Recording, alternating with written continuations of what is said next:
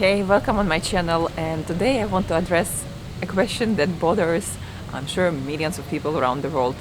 My diet has failed, I don't have energy to start going to the gym. What do I do to bring myself in the good shape and health? This struggle is familiar for millions of people. Right now, at this second, around 20% of whole population of planet is sitting or trying one or another diet. And you know what? Most of the people who are limiting themselves with dieting and restrictions and calorie counting will fail eventually with gaining whatever they manage to lose as a weight pretty much fast, from 2 to 6 months after they finish the diet. It gives us a sign that there is actually no problem with us. It's a problem with the method that we choose to change our eating habits. And here is my story. For years I've been struggling with sweets. I've been sweetaholic in any measurement or dimension you could think of. I wouldn't go to sleep if I haven't had a piece of chocolate or a cake, and that was my number one stress relief mechanism that I developed myself and relied on it for many years. My sleep suffered, my energy suffered, my skin conditions suffered, my health was not stable, all just because of my eating habits was not stable. And those of you who are questioning what you have tried before right now, congratulations. Now at this point you can make a different choice and try something else, something more sustainable, something less requiring rigid discipline, and something that comes from a inside rather than outside. And I'll explain you what it could be. You see, there are no problem with certain foods. We are blaming one food as healthy or another one as not healthy. We are counting calories and rushing to sign up for the gym membership. But actually, that's not the case. The case is, what do we do the vast majority of our time? How do we eat is as important as what we eat. How we deal with stress is as equally as important as how many glasses of wine a week we have. Having a glass of wine is not a big deal. It becomes a big deal when we have it as a habit every day and as number one medicine. As my treatment for stress was chocolate, wine would be for someone else.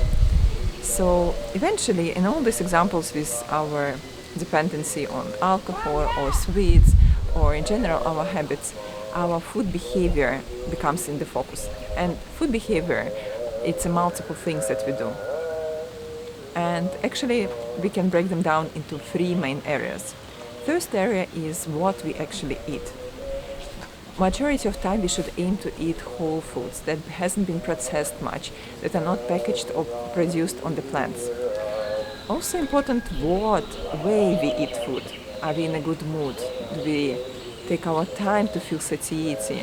Do we have connection with our hunger? Do we eat in a good company with good thoughts without rush?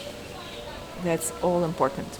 And the third dimension of our food behavior is our lifestyle. Having wine occasionally on a birthday party is not a big deal.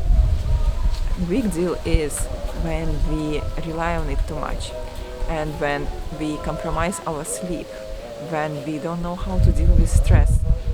All of these affect our eating habits and our food behavior, and eventually our ability to lose weight. So instead of rushing to the gym today, I suggest you to start noticing what food habits do you have. Maybe make a list of them and start paying attention. How is that hunger feels? When do you feel satisfied during the meal? After the first bite, after you ate a plate, after you had a second plate? If you start noticing and paying attention to your inner dialogue, to your inner feelings, you will find a way out from the situation. In general, there are 12 behaviors around food that all of us need to have, in my opinion, to be in a good shape, to rely on ourselves in managing weight, not on some external diets and restrictions or heavy trainings that we do in the gym. And first step that I suggest to start most my clients is eating slowly. Eating slowly is a universal diet that will match anyone with any needs at any stage of their life. So I wanted to ask you to pay attention to how you eat and aim to eat slowly. Like 20 minutes per meal would be ideal, but if you right now at 3 minutes, start increasing that time slowly. 20 minutes is exactly the time that our brain needs to get the signal that it's being full. If we eat faster, it's as if our food that we consume is not getting registered in our brain. So what can help you in terms of our tiny habits recipes? Eat slowly. Every time you have a bite, you can put your fork or spoon on the table and take a deep breath. You can set up a timer when you start eating for 15 or 20 minutes with nice meditative music that will keep you relaxed. You can take a deep breath between every bite that you make. You can chew very slowly everything that you put in your mouth. Whatever will work, test for yourself, and remember to celebrate every time you do small steps in progress towards your goals. Sign up on my channel and get notified about new videos, and I hope to see you on a test drive of my program. First week is for free. Get the details under this video in the description below. Thank you for your time, and I'm happy you are ready to give up dieting.